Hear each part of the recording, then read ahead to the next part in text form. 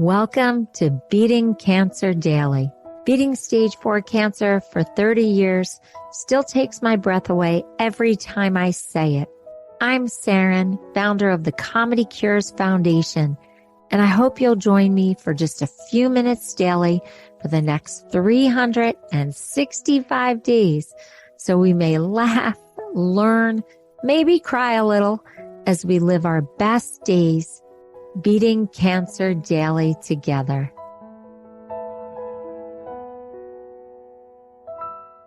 So, I know a lot of people hate support groups.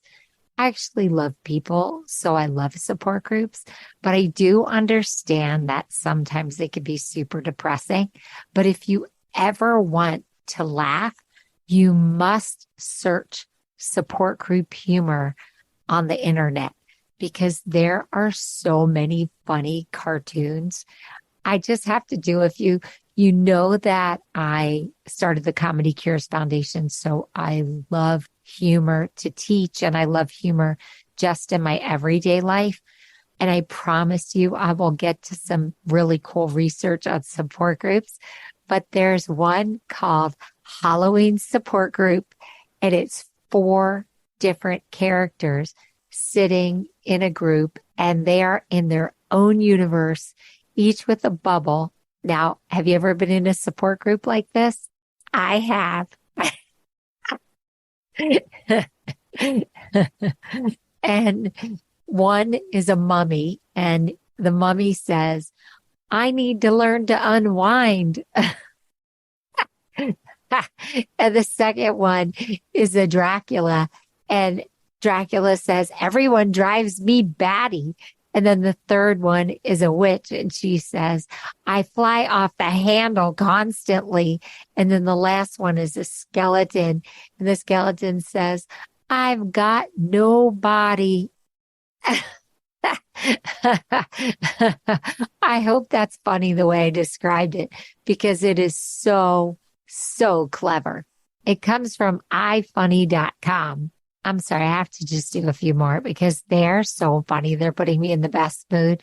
There's one by Bill Whitehead, and it's a bunch of people sitting around a room, and it says Compulsive Interrupters Support Group, and they're all these thought bubbles, and people are just chatting away, but nobody's paying attention. They're all just speaking at the same time. Now, I've been in that kind of support group too. All right. Just one more, I promise. Okay, here's one that's called the Non-Essential Organ Support Group. And it's got a bunch of organs. It's so random. It's got a bunch of organs sitting around a room. And there's a sign that says, you have a purpose, maybe. And then the appendix says, hi, my name is Appendix, and sometimes I get so angry I could burst. Now that harkens back to a support group that I was at where it just had no real focus, and people were just kind of there and not very motivated. And that actual cartoon came from awkwardyeti.com. So if you want to check them out, there are so many. This is an area so rich with comedy. Now that I've thoroughly amused myself, I would like to talk about a little bit of the research around support groups and why they are so valuable. I don't know if you've ever tried one, but I say this all the time. They're like putting on shoes. You just have to try one until you get the right pair. And then when you get the right pair, boy, are they amazing. But let's go to a research study that Kathy Pudiak found. She is a physician's assistant. They are pretty incredible people. They can do almost everything a doctor can do, an MD, and they work alongside of them. But Kathy's just a mind-body expert, and we love to discuss research. And so I just want to present something that she gave me. And also a shout out to Kathy because she is the editor of our newsletter and she contributes every month to the mind body part of our newsletter, in addition to really being such a backbone of this podcast. So thanks, Kathy. Kathy showed me a research study by Dr. David Spiegel from Stanford University. And I actually remembered this study. He compared two groups of women with breast cancer. One group participated in a support group that met 1 hour a week, and the other group didn't. The results showed those in the support group not only had a better quality of life and better symptom control, they had a 5-year survival rate twice as high as that of the control subjects. Now, I remember reading that study back in 1999 when I was finally diagnosed with aggressive breast cancer. And that is what prompted me to join a support group and keep trying them until I found one that I actually really liked. Now, guess what? I actually basically started the world's most fun support group because that's what Comedy Cures is. It was a way for me to use my sense of humor and bring it to other patients, survivors, their caregivers, and healthcare professionals so that I could have a really fun, goofy, exciting group of people around me.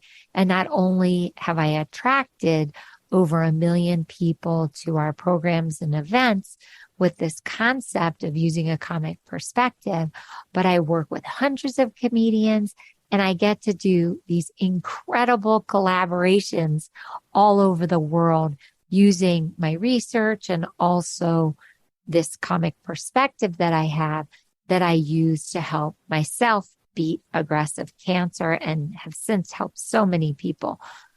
But it was that research study. And when Kathy gave it to me, I was like, no way. This is the research study that really turned me on to the power of support groups. Now, I know you may have had a horrible experience going to a support group, and I honor that. But really, there are so many different ways now to attend them. You can do them virtually where you don't even have to drive. You can do them online and really pop in and see if it's for you and pop out, as opposed to that awkward hour where you go into a support group and it's miserable and then you don't know how to get up from the chair and leave without looking like you're dissing everyone. The virtual ones, you really can pop in and out much faster to see if it's your tone. But they change, the dynamic changes from topic to topic, who's in the group.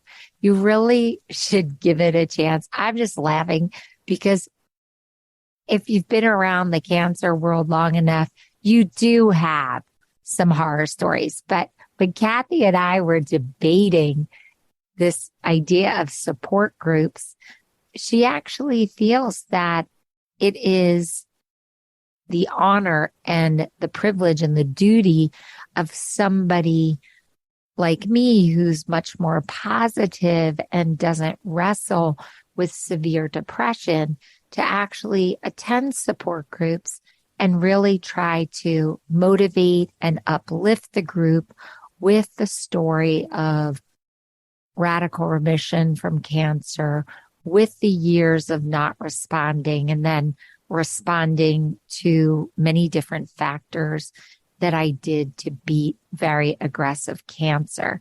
So she thinks that it is our duty, if you are more positive and you do have a success story, to permeate different support groups and really be a cheerleader for other people. And that's really just beautiful. I have made some of my dearest friends through support groups and through waiting rooms and through chemo rooms. So it's really important to think about the people around you who understand exactly what you're going through and having them as an ally in this process. There are other episodes of Beating Cancer Daily where I focus on different aspects of mentorship and also bonding with other people along the way. So you might want to check those out too, if this is an area that interests you. But after I talk to you about another study that we love, you might actually be super interested in creating a social network for yourself. UCLA did this with Dr. Stephen Cole, and it's from about 2018. It's women living with breast cancer. And that study actually revealed that cancer cells of those who were socially isolated showed changes on a molecular level that increased the chance of cancer cells metastasizing, with metastasizing meaning spreading, if you didn't know what that word meant. This is directly related to what we were just discussing and about the power of a support group. Support from others is so important, not only mentally, but emotionally.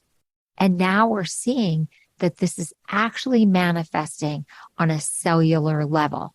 So we did a cool episode on the mind-body connection, and this is just another facet of how the mind and body work together.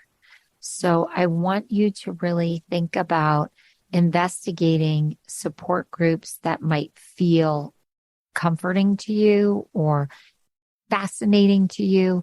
They have support groups that are cancer specific. They have support groups that are age specific.